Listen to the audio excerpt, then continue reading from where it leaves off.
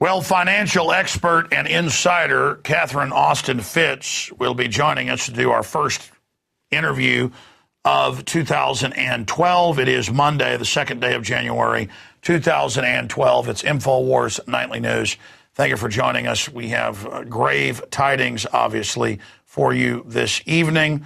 Our top story, the NDAA was signed by President Barack Hussein Obama in the final hours of 2011, when I guess they thought no one would notice. And we understand why they wanted to hide this. They don't want public opposition to mount to what they are doing.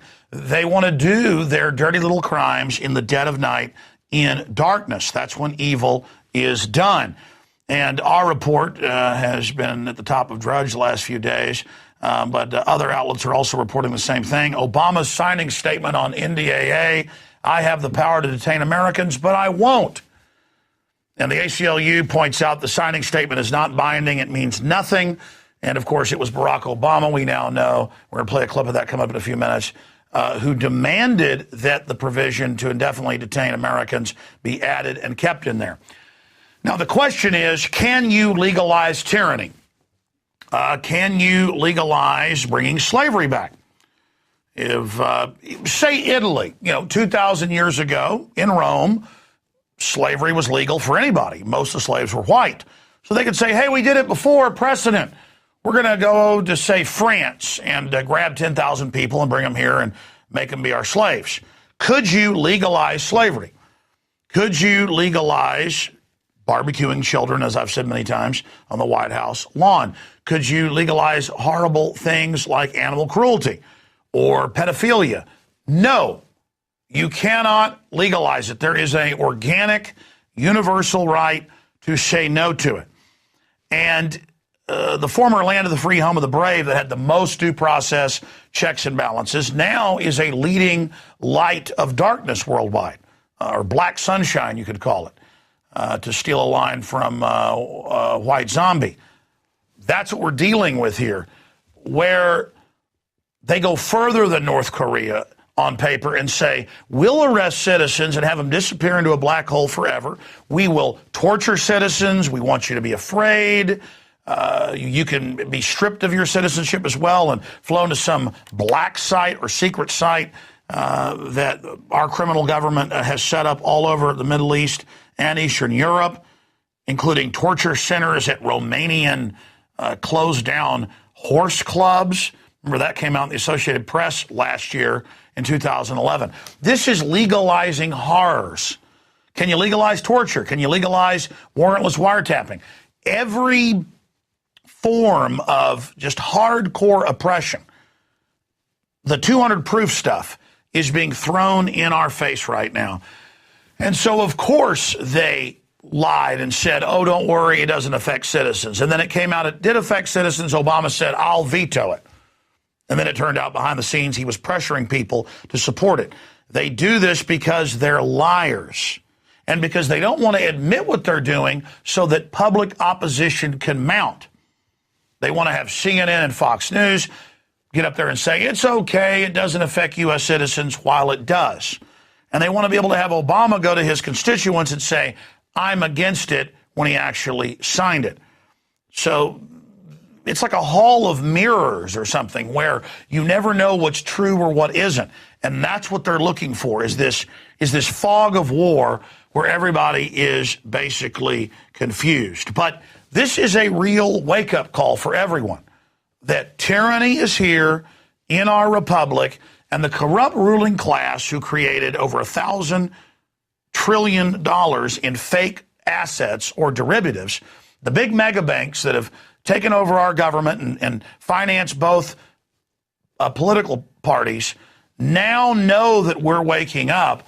And so they're trying to at least put it on paper that, yeah, we'll spy on you without warrants. Yeah, we'll set up domestic checkpoints. Yeah, we'll federalize your local police. Yeah, we'll build FEMA camps. We'll go ahead and activate them. And we're going to start censoring the internet. Yeah, the SOPA Act really does do that. And yes, we're going to secretly arrest Americans whenever we want and disappear you into another region. That's being done on multiple fronts to intimidate and scare people that are awake and involved. And it's being done because the power structure is afraid. The power structure is scared and is trying to protect themselves from a public that they've robbed and abused. So here's the different reports. Obama signing statement on NDAA. I have the power to detain Americans, but I won't. There's a chilling photo, by the way, above that of Newt Gingrich. You know, you talk about Newt Gingrich being a globalist, Newt Gingrich being for carbon taxes and all the rest of it. Look at that photograph of him. That really captures the essence of Newt Gingrich. But again, if you go to our article, it has his signing statement where he says that he won't implement the secret arrest and disappearance of U.S. citizens. But again, he still signed the law. He didn't bring in a line item veto, which he doesn't technically have, but which he basically had by threatening a general veto. He, I'll say it again, demanded that the legislation be put in there. Let's go ahead and go to this clip of Senator Carl Levin when he was getting blamed for all this. And he does deserve some of the blame. I mean, you can't have these two ping-ponging it back and forth like pass the hand grenade and saying, well, Obama wants it, well, Carl Levin wants it. But the point is, he didn't want to get the blame, so he came out and said, look, it's Obama that wants this, and that's since been confirmed. Here it is. And I'm wondering whether the senator is familiar with the fact that the language which precluded the application of Section 1031 to American citizens was in the bill that we originally approved in the Armed Services Committee, and the administration asked us to remove the language which says that U.S. citizens and lawful residents would not be subject to this section. Is the senator familiar with the fact that it was the administration that asked us to remove the very language which we had in the bill which passed the committee, and that we removed it at the request of the administration that would have said that this determination would not apply to U.S. citizens and lawful residents? I'm just wondering, is the senator familiar with the fact that it was the administration which asked us to remove the very language, the absence of which is now objected to by the senator from Illinois? I'm familiar now because the senator from Michigan has shared that fact with me. Now, I know here on the Nightly News, I've probably played that clip 5 times in the last month. We played it on the radio. It's admitted. The ACLU's done an analysis. Ron Paul has done it. Major legal law firms and think tanks have looked at it. The senators that wrote it admit it's for U.S. citizens. But for a month, we had to have debates about whether it affected citizens or not. Now, why did they do that? To kill opposition. Again, why did Obama say that he was going to veto the bill? So that people thought, well, let's not oppose it. He's just going to veto it anyways. The whole time he was the one demanding it be in there. That is, his handlers were. That's how these political people work. That's how their deception operates. That's how they get this stuff done. In fact, coming up in a minute, we've got the headline where they announced, they pulled the bestiality section out of the NDAA, saying the troops can basically bring barn animals into the bases. And then Senator Cornyn, when he got criticized for passing that out of Texas, he came out and said, well, we've stripped it, but they had the House add it back in. That's going to come up. Well, here it is. Bestiality and sodomy repeal stripped from NDAA. Then if you scroll down, they've got a link to the government track site, and they've got the letter from Cornyn saying he had it stripped, but he knew full well and voted later to accept it when the bill came back from the House. And so now it's the law that bestiality is legal in the military. I mean, this NDAA, things just get crazier and crazier every year now. What's going to be in next year's? That you can have sex with Martians or ghosts or Keebler elves or something? I mean, point is, why is everything getting so weird? Secret arrest of citizens, a worldwide declaration of war, announcements that you can be taken, overseas to be tortured. It's crazy. It's crazy. And it's the end of posse comitatus. Do those of us that were right about the fact that posse comitatus is being eroded in this nation so that the military can be on the streets of America? Do we get an apology now? This is all coming true? No.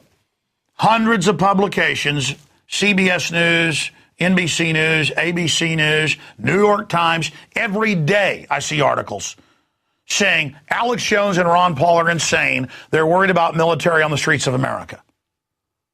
But at the end of the day, I want to state this. They want to keep this stuff secret because they know it's outrageous and they don't want to be publicly rebuked for it. They want to just implement the law, quietly find cops and military that'll follow unconstitutional orders, and they don't want us there the whole time pointing out it's illegal and wrong.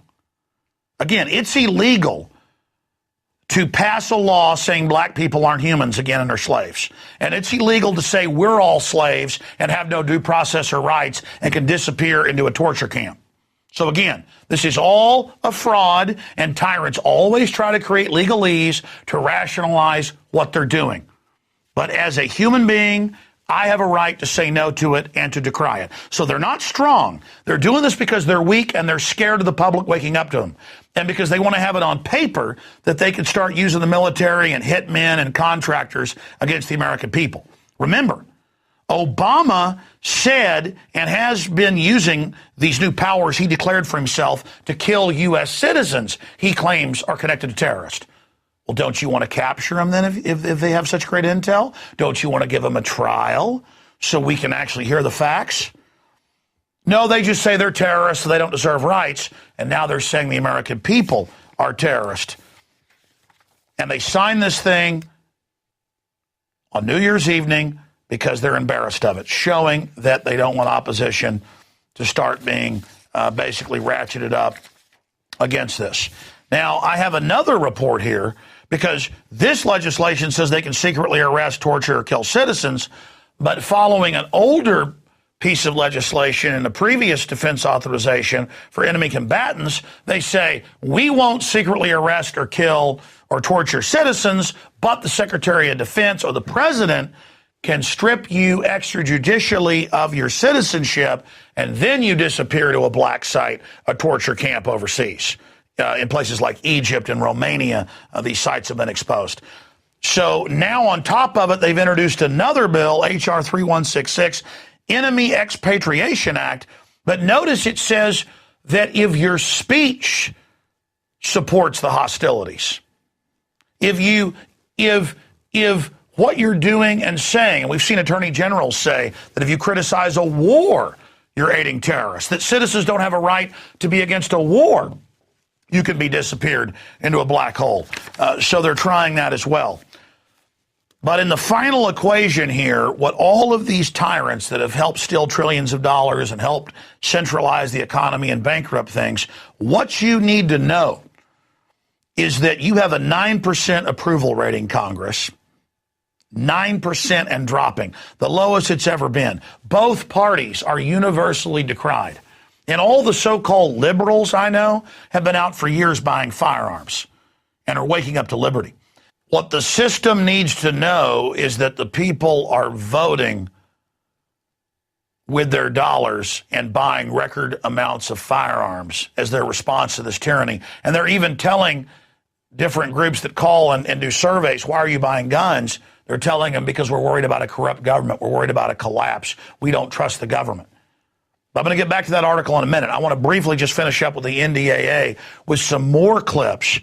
You just saw Senator Levin saying the White House demanded this. That's why we added this in there. You can go to the legislative record and see that as well. We don't just take Levin's word for it. Then we have some of these other clips. We'll just play the clips and then come back and comment on them. And to those American citizens thinking about helping al-Qaeda, please know what will come your way. Death, detention, prosecution.